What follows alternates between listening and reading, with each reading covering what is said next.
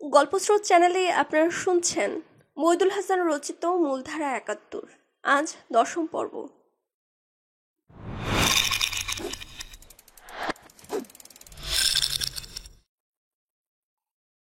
একই সময়ে শত্রুকে শ্রান্ত করার উদ্দেশ্যে বাংলাদেশ নিয়মিত বাহিনীকেও সীমান্ত সংঘর্ষে সক্রিয় করে তোলার প্রচেষ্টা চলতে থাকে।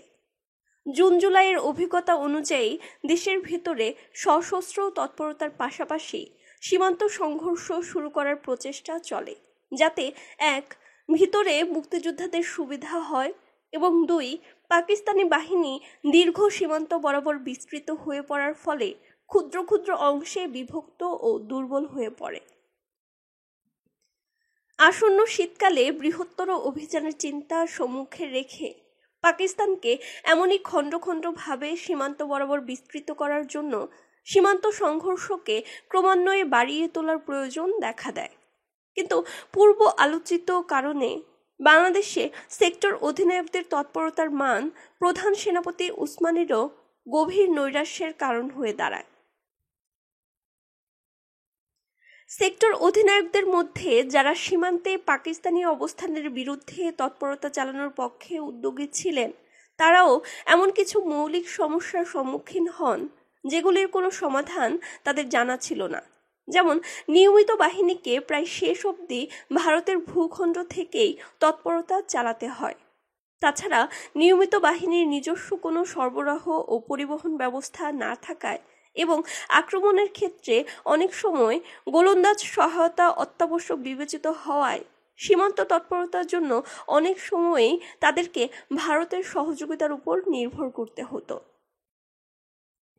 এ ব্যাপারে ভারতের সহযোগিতার যে অভাব ঘটত তা নয়, কিন্তু তা পাওয়া যেত ভারতীয় কর্তৃপক্ষ কর্তৃক তাদের নিজস্ব ভূখণ্ডের নিরাপত্তা, তাদের জনপদ ও অন্যান্য গুরুত্বপূর্ণ অবস্থানের উপর পাকিস্তানি গোলন্দাজ প্রতি আক্রমণের ঝুঁকি বিবেচনা করার পর।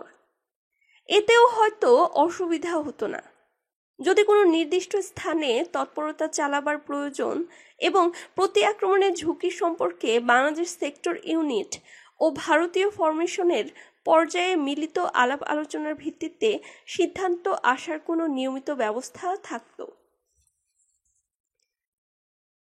বস্তুত আগস্ট অবধি বিডিএফ, বাংলাদেশ ফোর্সেস সদর দফতর সীমান্ত তৎপরতার বিষয়ে সেক্টর বাহিনীকে সাধারণত কোনো নির্দিষ্ট নির্দেশ দিতেন না। সীমান্ত তৎপরতা কার্যত সেক্টর অধিনায়কদের পরিকল্পনা ও উদ্যোগের উপরেই ছেড়ে দেওয়া হয়। ওই সময় অবধি সেক্টর তৎপরতা ক্রমাগত হ্রাস পেয়ে প্রায় শূন্যের কোঠায় দাঁড়ায়। জুলাইয়ের শেষ দিকে ভারতের ইস্টার্ন কমান্ডের ডিরেক্টর বা অপারেশনস এর দায়িত্ব নেওয়ার পর মেজর জেনারেল বি.এন. সরকার বাংলাদেশে মুক্তিযুদ্ধকে সাহায্য করার জন্য বিশেষভাবে নিযুক্ত হন। মুক্তিযুদ্ধের অপারেশনস পরিকল্পনায় বিরাজমান শূন্যতা দৃষ্টে তিনি আগস্টের শেষ দিক থেকে বাংলাদেশ প্রতিনিধিদের সঙ্গে আলোচনাক্রমে প্রত্যেক মাসের জন্য তৎপরতার টার্গেটের তালিকা তৈরি করতেন এবং প্রস্তাব আকারে তার এক কপি পাঠাতেন ওসমানীর মাধ্যমে সেক্টর অধিনায়কদের কাছে এবং অন্য কপি ভারতের সংশ্লিষ্ট ফরমেশন কমান্ডারদের কাছে। উদ্দেশ্য ছিল এগুলি বাস্তবায়নের জন্য বিভিন্ন সেক্টরকে আগ্রহী করে তোলা এবং এ ব্যাপারে প্রয়োজনীয় সহযোগিতা প্রদানের জন্য ভারতীয় ফরমেশন কমান্ডারদের অবহিত রাখা। আগস্ট থেকে শুরু করে পরবর্তী প্রতি মাসের টার্গেট পরিকল্পনার কাজ অক্টোবর পর্যন্ত অব্যাহত থাকে। প্রস্তাবিত এইসব তৎপরতার টার্গেটকে যথাযথ আক্রমণ পরিকল্পনায় পরিণত করার দায়িত্ব ছিল বাংলাদেশ সেক্টর নেতৃত্বের এবং অনুমান করা হতো এ ব্যাপারে ভারতীয় ফরমেশন নেতৃত্বের সহযোগিতা পাওয়া সম্ভব। কিন্তু কার্যক্ষেত্রে বিশেষত সেপ্টেম্বরে ভারতীয় সহযোগিতার ভিত্তিতে বিস্তারিত পরিকল্পনা প্রণয়নের পক্ষে সেক্টর অধিনায়কদের প্রতি না ছিল বাংলাদেশ হেডকোয়ার্টারের কোনো সুস্পষ্ট নির্দেশ, না ছিল অনুকূল আবহাওয়া। প্রায় আগস্ট পর্যন্ত অস্ত্রশস্ত্র, গোলাবারুদ ও সরবরাহের ক্ষেত্রে ভারতের কৃচ্ছতা এবং এর পাশাপাশি বাংলাদেশকে স্বীকৃতি দানের গড়িমসির ফলে ভারতের প্রকৃত মনোভাব সম্পর্কে বাংলাদেশের সামরিক বাহিনীর অনেকের মধ্যে সন্দেহ ও অবিশ্বাস ভালোভাবেই দানা বেঁধেছে। তাছাড়া দীর্ঘদিন পাকিস্তানি সেনাবাহিনীর অধীনস্থ থাকার কালে ভারত সম্পর্কে যে মতবাদ বদ্ধমূল হয়ে তোলা হয়েছিল, অনেকের মধ্যে তাও পুনরুজ্জীবিত হয়ে ওঠে। পক্ষান্তরে ভারতীয় ফরমেশনের অপেক্ষাকৃত পদস্থ অফিসারদের মধ্যে কারো কারো পদমর্যাদা সচেতন পেশাদারী আচরণ, বিদ্রোহী তরুণ অফিসারদের আবেগপূর্ণ মানসিকতা উপলব্ধিতে অক্ষমতা, উর্দু ভাষার উপর বীতশ্রদ্ধ বাংলাদেশ সৈন্যদের সঙ্গে যথেচ্ছ হিন্দি ভাষা ব্যবহার ইত্যকার আচরণ এবং অক্ষমতায় সম্পর্কের আবহাওয়াকে আরও খারাপ করে তোলে। এইরূপ আবহাওয়ার মাঝে এবং বিডিএফ সদর দফতরের সুস্পষ্ট নির্দেশের অনুপস্থিতিতে সেক্টর নেতৃত্ব ভারতীয় ফরমেশনের সঙ্গে যথোপযুক্ত আলোচনা না করেই কিছু কিছু আক্রমণ পরিচালনা করতে থাকে। ফলে সেপ্টেম্বরে বিশেষত পূর্বাঞ্চল ও উত্তর পূর্বাঞ্চলে নিয়মিত বাহিনী যেখানে সক্রিয় ছিল, সেখান থেকে তাদের তৎপরতা সম্পর্কে সাফল্য অপেক্ষা ক্ষয়ক্ষতি বিপর্যয়ের সংবাদই বেশি আসতে থাকে। 8 থেকে 18 সেপ্টেম্বরে এইসব অঞ্চল সফর করার পর বাংলাদেশ সরকারের স্বাস্থ্য সচিব ডক্টর টি হোসেন এই সম্পর্কে যে সংক্ষিপ্ত অথচ বাস্তবধর্মী রিপোর্ট মন্ত্রিসভার কাছে পেশ করেন, এ প্রসঙ্গে তা উদ্ধৃতির যোগ্য।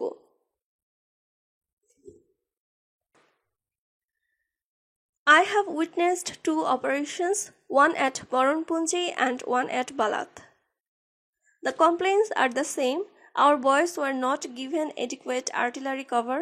Indian artillery is inferior. I do not know how far this is true, but the complaints were uniform everywhere. The Indian sides were found unprepared both at Moronpunji, where Pak Army actually entered Indian territory and encircled our boys 3 miles inside, and at Balat. Indian response was late by 24 hours. At Malaghor, our casualty is enormous and mostly due to inadequate supply of ammunition. The borders are effectively sealed by Pak Army. A few miles of liberated areas are being recaptured, particularly along Balat to Bosra borders. I ventured to inquire from the Indian side. They said our boys entered without planning and information to their counterpart, so they were not ready for the offensive. Anyway, these problems are to be sorted out at local levels to make them consistent with higher level agreement before any optimism is indulged in our reliance on our host.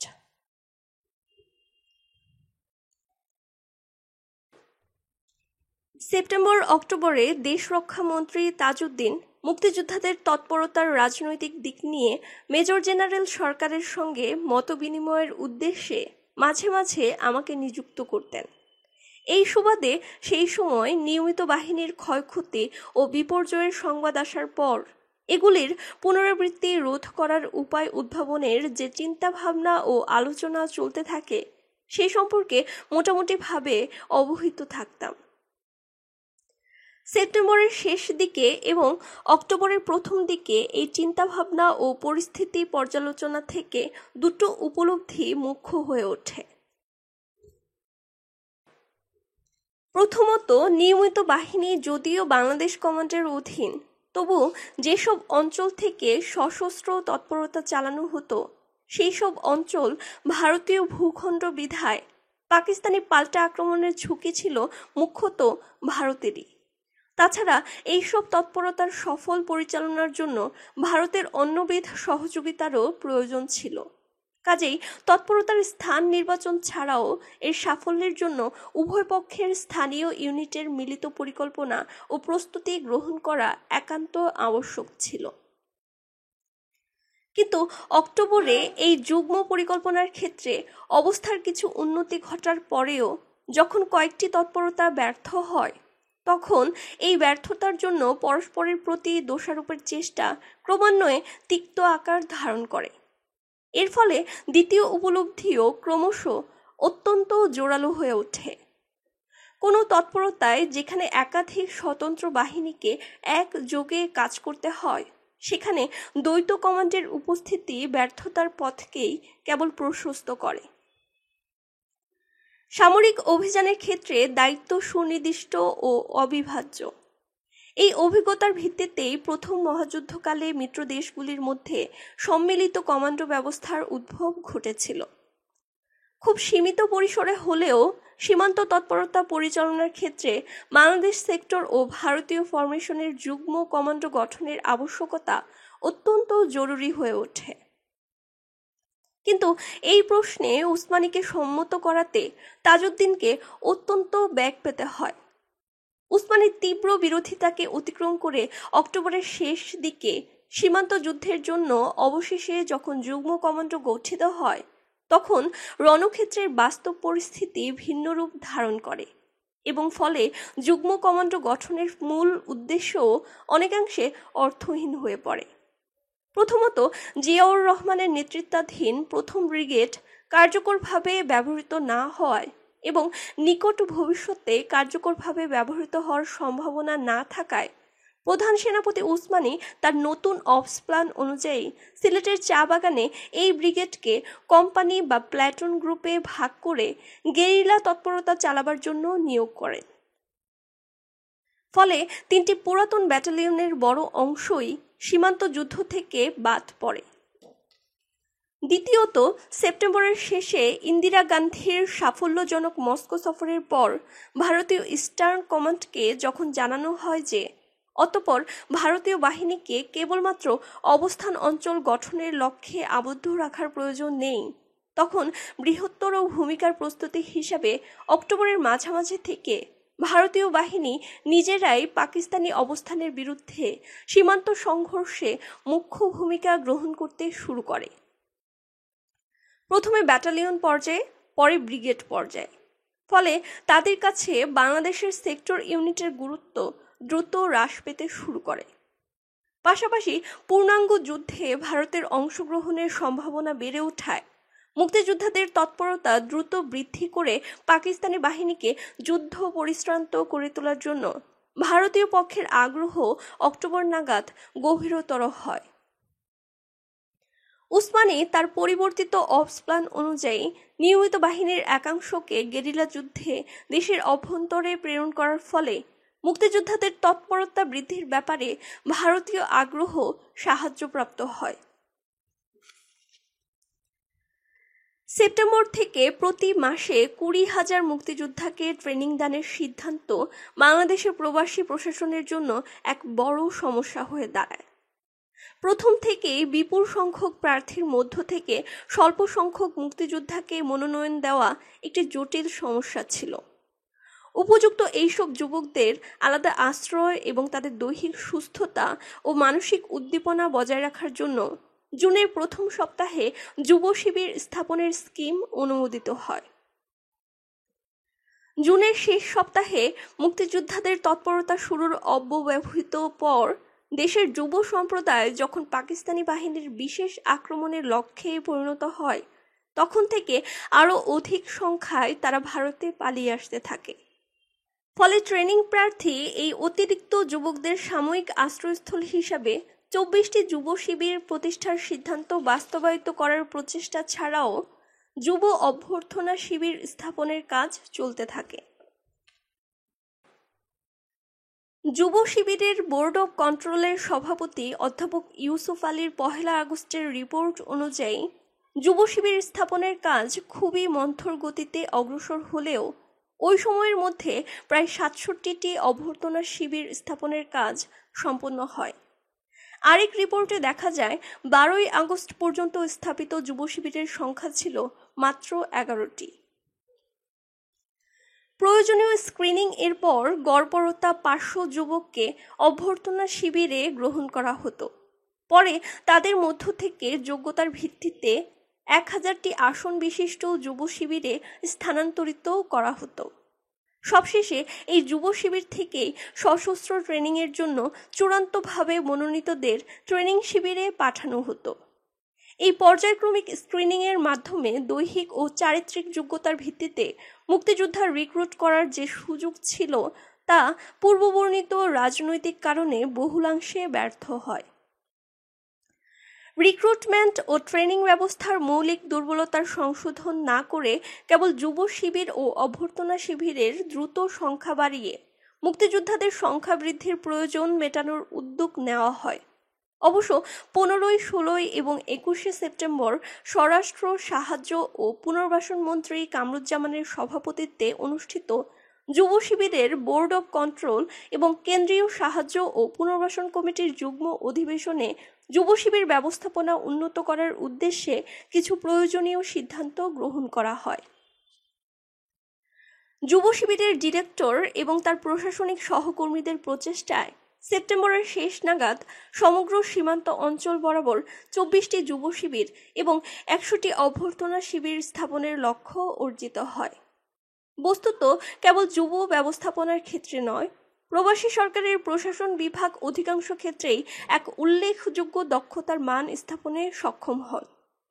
মাত্র 6 মাসের মধ্যে এক নির্বাসিত জনসমষ্টির মধ্য থেকে নাতি ক্ষুদ্র প্রশাসনিক কাঠামো গড়ে তোলা এবং এক যুক্তিসঙ্গত দক্ষতার মানে তাদেরকে সক্রিয় ও শৃঙ্খলাবদ্ধ করে তোলা যে কোনো বিচারেই এক প্রশংসাযোগ্য দৃষ্টান্ত। সেপ্টেম্বর অক্টোবরে আওয়ামী লীগের উপদলীয় সংঘাত তীব্রতর হয়ে উঠলেও এর ফলে সরকারের কাঠামো যে বিপর্যস্ত হয়ে পড়েনি, সম্ভবত তার একটি কারণ ছিল নির্দলীয় প্রশাসন বিভাগের কর্তব্যবোধ এবং অপর কারণ ছিল রাজনৈতিক ঝড়ঝাপটা থেকে তাদেরকে রক্ষা করার জন্য প্রধানমন্ত্রীর সফল প্রয়াস। অধিকাংশ প্রশাসনিক দফতরে আওয়ামী লীগ আদর্শে বিশ্বাসী নয়। এমন সব অফিসারদের কার্যকলাপ নিয়ন্ত্রণের জন্য অথবা সরকারি প্রশাসনের প্রতিটি শাখা আওয়ামী লীগের দলীয় ব্যবস্থাধীনে আনার জন্য পরিষদ সদস্যদের এক উল্লেখযোগ্য অংশ যখন পার্লামেন্টারি সেক্রেটারি বা দলীয় কমিটি নিয়োগের দাবিতে সোচ্চার হয়ে ওঠেন, তখন প্রকৃতপক্ষে একা তাজউদ্দিন এই দাবিকে প্রতিহত করেন, যাতে রাজনৈতিক দলাদলি প্রশাসন বিভাগের উপর ক্ষতিকর প্রভাব বিস্তার করতে না পারে। তবে সমগ্র প্রশাসনিক তৎপরতাকে অধিকতর সমন্বিত এবং বিশেষত প্রচার মাধ্যমকে ফলপ্রসূ করার জন্য কিছু অভিজ্ঞ ও প্রবীণ অফিসারের যে প্রয়োজন তাজউদ্দিন বোধ করতেন, অনেক প্রচেষ্টা সত্ত্বেও তা অপূর্ণ থাকে। জুলাই মাসে প্রধানমন্ত্রীর উদ্যোগে পরিকল্পনা সেল গঠিত হওয়ার পর যুদ্ধোত্তর জরুরি সরবরাহ, শরণার্থী পুনর্বাসন, আর্থসামাজিক পুনর্গঠন এবং প্রশাসনিক সংস্কারের মতো অত্যন্ত জরুরি, প্রাসঙ্গিক, এমনকি মধ্যমেয়াদী কয়েকটি বিষয়ে নীতি ও কর্মসূচির পরিকল্পনা শুরু করেন। আগস্টের প্রথম সপ্তাহ থেকে কিছু সংখ্যক অভিজ্ঞ বাঙালি কূটনীতিক বাংলাদেশ সরকারের প্রতি আনুগত্য পরিবর্তন করার পর বাংলাদেশের কূটনৈতিক তৎপরতা বৃদ্ধির এক অসামান্য সুযোগ সৃষ্টি হয়। কিন্তু আগস্টের শেষ দিক থেকে নিক্সন প্রশাসনের বাংলাদেশ বিরোধী কার্যক্রমের সঙ্গে খন্দকার মোশতাক ও মাহবুব আলম চাষী উভয়েই উত্তরোত্তর জড়িত হয়ে পড়ায় বাংলাদেশের এই কূটনীতিকরা যে যথাযথভাবে পরিচালিত হয়েছিলেন বা তাদের কুশলতার যে পূর্ণ সদ্ব্যবহার ঘটেছিল এমন মনে করার কোনো ভিত্তি নেই। মুক্তি সংগ্রামের বৃহত্তর রণনৈতিক আয়োজন সম্পর্কে এদের অবহিত করে এদের উদ্যোগ ও প্রচেষ্টার মূল অংশকে তৃতীয় বিশ্বে কেন্দ্রীভূত করলেও বরং ডিসেম্বরে সাধারণ পরিষদের ভোট বাংলাদেশের পক্ষে হয়তো অপেক্ষাকৃত সম্মানজনক হতো। বস্তুত এইসব কূটনীতিকদের কিভাবে নিয়োগ করা হচ্ছে তার সামান্য খবরই পররাষ্ট্র মন্ত্রণালয় থেকে প্রধানমন্ত্রীর দফতরে এসে পৌঁছাতো এবং যা পাঠানো হতো সেগুলি তৃতীয় বা দ্বিতীয় শ্রেণীর গুরুত্বের অধিক ছিল না। তবু সমগ্র অবস্থার বিচারে অক্টোবরের মাঝামাঝি বাংলাদেশ সরকার অন্তত প্রশাসনিক দিক থেকে বহুলাংশেই সক্ষম ও সংহত। রাজনৈতিক নেতৃত্বের ক্ষেত্রে ওই কথা ঠিক প্রযোজ্য না হলেও সেখানেও অক্টোবরের প্রথম থেকেই উন্নতির লক্ষণ স্পষ্ট। নিক্সন প্রশাসনের অন্তর্ঘাতী প্রচেষ্টা, আওয়ামী লীগের আভ্যন্তরীণ ঐক্য এবং তাজউদ্দিনের বিরুদ্ধে সক্রিয় থাকা সত্ত্বেও বাংলাদেশের রণনৈতিক আয়োজনের আন্তর্জাতিক দিক প্রত্যাশিত পথে এগিয়ে চলায় তাজউদ্দিন আশাবাদী ছিলেন যে মুক্তিযুদ্ধের চূড়ান্ত পর্যায়ে পরিস্ফুট হওয়া মাত্রই উপদলীয় বিরোধিতার সমাধান সহজ হয়ে আসবে। সামরিক ক্ষেত্রে বাংলাদেশ নিয়মিত বাহিনীর সীমান্ত তৎপরতা নানা কারণে স্তিমিত। দেশের ভেতরে রাজনৈতিক অবকাঠামো এবং একীভূত কমান্ডো ব্যবস্থা না থাকায় অসংখ্য মুক্তিযোদ্ধা গ্রুপের সমাবেশ সত্ত্বেও তাদের সম্ভাব্য তৎপরতার ফলাফল অজ্ঞাত। বস্তুত সশস্ত্র তৎপরতার কোনো বড় চিহ্ন তখনও বিশেষ ছিল না। অক্টোবরের দ্বিতীয় সপ্তাহ থেকে ধীরে ধীরে ঝড়ো হাওয়া বইতে শুরু করে। 10ই অক্টোবর ড্যামরায় বোমা বিস্ফোরণ, 11ই অক্টোবর তেজগাঁও বিমানবন্দরের উদ্দেশ্যে অসফল মর্টার আক্রমণ, 13ই অক্টোবর টঙ্গীর অদূরে রেলগাড়ি সমেত রেল ব্রিজের ধ্বংস সাধন এবং তারপর থেকে ক্রমান্বয়ে বিভিন্ন প্রতিষ্ঠান, সরকারি অফিস ও ব্যাংকে বোমা বিস্ফোরণ, বিভিন্ন স্থানে টহলদার অথবা অবস্থানরত বাহিনীর উপর অতর্কিত হামলার মধ্য দিয়ে ধীরে ধীরে মুক্তিযুদ্ধের যে নতুন পর্যায় শুরু হয়, ক্রমশ তা অক্টোবরের শেষ নাগাদ দখলদার সৈন্যদের ক্ষয়ক্ষতি ও উৎকণ্ঠা বৃদ্ধি করে। ইতোপূর্বে জুন ও আগস্ট মাসের মধ্যে মুক্তিযোদ্ধাদের আক্রমণে রেল ও সড়ক ব্রিজ এবং যানবাহনের প্রভূত ক্ষতি সাধিত হয়। এর ফলে সেপ্টেম্বর মাসের প্রথমার্ধে পরিচালিত US-8 এর এক সার্ভে অনুযায়ী স্থলপথে পরিবহনের হার আগের তুলনায় 1 নেমে আসে। এগুলি প্রয়োজনীয় মেরামত সম্পন্ন হওয়ার আগেই মুক্তিযোদ্ধাদের নতুন আক্রমণ দখলদার বাহিনীর অভ্যন্তরীণ চলাচলের ক্ষমতাকে আরও সংকুচিত করতে শুরু করে। এর পাশাপাশি 15ই আগস্ট থেকে সামুদ্রিক জাহাজ ও আভ্যন্তরীণ নৌযানের বিরুদ্ধে যে দুঃসাহসিক তৎপরতা শুরু হয়েছিল, 19 ও 26 সেপ্টেম্বরে এবং 1 অক্টোবরে তা আরও ক্ষতি সাধন করে চলে। এর ফলে বিশেষত বাণিজ্যিক নৌমহলে আতঙ্কের সঞ্চার ঘটে এবং পশ্চিম পাকিস্তান থেকে দখলদার সৈন্যদের জন্য প্রয়োজনীয় সামগ্রী সরবরাহ করা উত্তরোত্তর কষ্টকর হয়ে ওঠে। একই সময় সীমান্ত অঞ্চলে সৈন্য চলাচল, অবস্থান ও যোগাযোগের উপযোগী সামরিক অবকাঠামো তৈরির কাজ সম্পন্ন হয়ে আসায় ভারতীয় সেনাবাহিনীর পরিকল্পিত সমাবেশ দ্রুত অগ্রসর হতে থাকে এবং বাংলাদেশ ও ভারতীয় বাহিনীর মিলিত অভিযান পাকিস্তানের অবশিষ্ট সীমান্ত ঘাঁটির ধ্বংস সাধনে নিয়োজিত হয়। ফলে অক্টোবরের শেষ নাগাদ সর্বমোট 370টি সীমান্ত ঘাঁটির মধ্যে মাত্র 90টি টিকে থাকে। কিন্তু কোনো কোনো অভিযানে একাধিক ভারতীয় ব্যাটালিয়ন অংশগ্রহণ করা সত্ত্বেও পাকিস্তানের সুরক্ষিত সীমান্ত ঘাঁটিগুলোর জোরালো প্রতিরোধ ক্ষমতা দৃষ্ট হয়। ফলে গৃহীতব্য রণকৌশল সম্পর্কে একটি মূল্যবান উপলব্ধি ঘটে। সম্মুখ সমরে এইসব সুদৃঢ় সীমান্ত ঘাঁটি পরাভূত করা যেহেতু খুবই সময় সাপেক্ষ ব্যাপার, সেহেতু এইসব ঘাঁটি পাশ কাটিয়ে ঢাকার দিকে এগিয়ে যাওয়াই দ্রুত বিজয় লাভের অন্যতম মূল পূর্ব শর্ত। অক্টোবরের দ্বিতীয় সপ্তাহ থেকে দেশের ভেতরে মুক্তিযোদ্ধাদের তৎপরতা এবং দেশের সীমান্তে মিলিত বাহিনীর যে আক্রমণ শুরু হয়, তা মূলত ছিল জুন জুলাই মাসে অর্জিত অভিজ্ঞতার ভিত্তিতেই পরিচালিত। ভিতর ও বাহির উভয় দিক থেকে একযোগে পাকিস্তানি বাহিনীর উপর চাপ সৃষ্টি হলে তারা যে ভিতরের প্রয়োজন অনেকখানি উপেক্ষা করেই সীমান্ত অবধি বিস্তৃত হয়ে পড়ে এবং তার ফলে গেরিলা তৎপরতার সুযোগ বৃদ্ধি পাওয়া ছাড়াও দখলদার বাহিনী যে খণ্ড বিখণ্ড হয়ে পড়ে, তা ওই সময়েই পরিলক্ষিত হয়। ছোট বড় কোনো প্রকার ভূখণ্ড হারানোর রাজনৈতিক কারণে পাকিস্তানিদের মেনে নেওয়া সম্ভব নয় এবং এর জন্য নিজেদের একীভূত শক্তিকে খণ্ড বিখণ্ড করতেও যে তাদের কোনো দ্বিধা নেই, 3 মাস পূর্বে মুক্তিযোদ্ধাদের প্রথম তৎপরতা কালেই তা স্পষ্ট হয়েছিল। এবার তফাৎ প্রথমত ছিল এই যে একটি নির্দিষ্ট সামরিক লক্ষ্যের অভিমুখে সংখ্যায় অল্প বাংলাদেশ বাহিনীকে সাহায্য করার জন্য কয়েকগুণ বড় ও শক্তিশালী ভারতীয় সৈন্য সীমান্ত অঞ্চল বরাবর চাপ সৃষ্টির কাজে তৎপর হয় এবং দ্বিতীয়ত দেশের ভেতরে বিরামহীন ঢেউয়ের মতো সশস্ত্র তরুণের দল যাতে পিছন থেকে শত্রুর শক্তি ক্ষয় করে যেতে পারে তার ব্যবস্থা দিয়েও সম্পন্ন করা হয়। অক্টোবরের শেষে এই যুগ্ম তৎপরতা দখলদার পাকিস্তানি সৈন্যদের জন্য এক সঙ্গীন অবস্থার সৃষ্টি করে, ফলে বড় রকমের বহিরাক্রমণ প্রতিরোধের ক্ষমতা তাদের লোপ পায়। 1947 সাল থেকে পাকিস্তান কেবল পশ্চিম রণাঙ্গনের যুদ্ধের জন্যই প্রস্তুতি নিয়ে এসেছে। 1971-এর 25শে মার্চ থেকে নিরস্ত্র বাঙালিদের নিপীড়ন ও হত্যার জন্য পক্ষকালের মধ্যে আরও 2 ডিভিশন সৈন্য নিয়ে এসে গোটা পূর্বাঞ্চলকে বদ্ধভূমিতে রূপান্তরিত করার সময় সম্ভবত তার কল্পনাও করে উঠতে পারেনি যে এই নির্বুদ্ধিতার মূল্য হিসাবে শীঘ্রই তাদেরকে 3 রণাঙ্গনে যুদ্ধের দায়িত্বও নিতে হবে।